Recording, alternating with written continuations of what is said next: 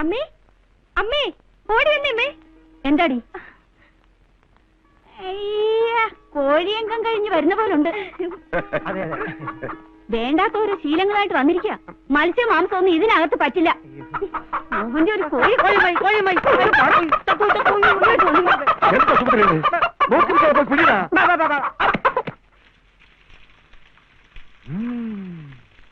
എന്തൊരു വാസന. ഒന്ന് മറിച്ചില്ലടാ, വേഗം മുരിയട്ടെ. കോഴി സ്വല്പം മുറ്റിയതാ, വേഗം കുറച്ച് താമസിക്കും. വയറ്റി ചെന്നാലും. അതുകൊണ്ടാണ് ഞാൻ പറഞ്ഞത് ഒരു ചെറിയ കുപ്പി കൂടി വാങ്ങിച്ചു. ഒരു 2 എണ്ണം നല്ല ചകചകാനം കൊണ്ട് ചെന്ന ഈ ചിക്കൻ ക്ലീൻ. സംഗതി ശരിയാ, പക്ഷെ തേരട്ട വർക്കിയുടെ പട്ട വാങ്ങിച്ച് ചേട്ടന് കൊടുക്കാൻ പറ്റുമോ? ചേട്ടൻ പട്ട അടിക്കുമെങ്കിൽ നമുക്ക് കൊടുക്കാം. പട്ടയോ? അല്ല, അതിപ്പോ ഇവിടെ അതേ കിട്ടൂ, അല്ലെങ്കിൽ ഇപ്പൊ ടൗണിൽ പോകേണ്ടി വരും. നിങ്ങൾക്ക് ഇപ്പൊ എന്താ വേണ്ടത്? സ്കോച്ച് മതിയോ? കോച്ചെന്നൊക്കെ പറഞ്ഞ ഇത് വില്ലേജ് അല്ലയോ, ഇവിടെ എവിടെ നിന്ന് കിട്ടാനാ? ഈ നാരായണൻകുട്ടി ദുബായിൽ നിന്ന് വന്നത് വെറുതെ കൈയും വീശിയല്ല. എടാ കുമാരാ, എടുത്തോണ്ട് വാടാ. എടാ, എന്റെ കട്ടിലിൽ ഇരിക്കുന്ന പെട്ടി തുറന്ന് ഒരു കുപ്പി സ്കോച്ച് എടുത്തോണ്ട് വാ. ഒന്നും വേണ്ടായിരുന്നു. ബുദ്ധിമുട്ടായല്ലേ? സാരമില്ല.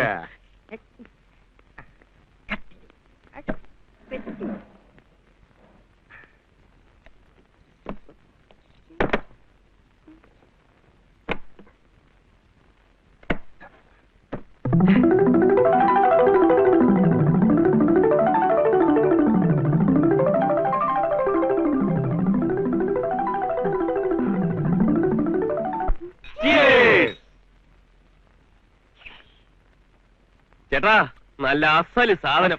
നല്ലതല്ല, ഞാൻ കൊണ്ടുവരുമോ? സിഗരറ്റൊന്നുമില്ലേ? ഉണ്ടല്ലോ, മതിയോ?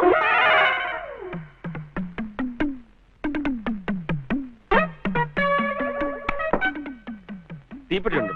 എന്തിന്? ലൈറ്റർ പോലെ.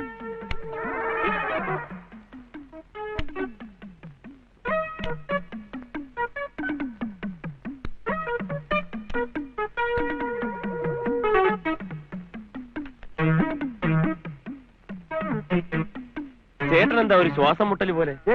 ചേട്ടാ, സിഗരറ്റിന്റെ മണം പിടിക്കാഞ്ഞിട്ടാണ്. അതിനെന്താ, അതിനും വഴിയുണ്ട്. നമുക്ക് മണം വരുത്തിക്കളയാം. എങ്ങനെയുണ്ട്?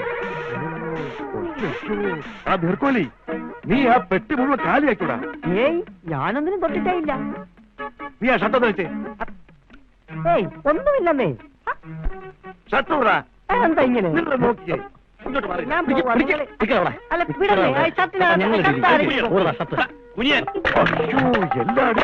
ഒരു ഗൾഫ് മുഖം ഉണ്ടല്ലോടാ. അതെ അതെ,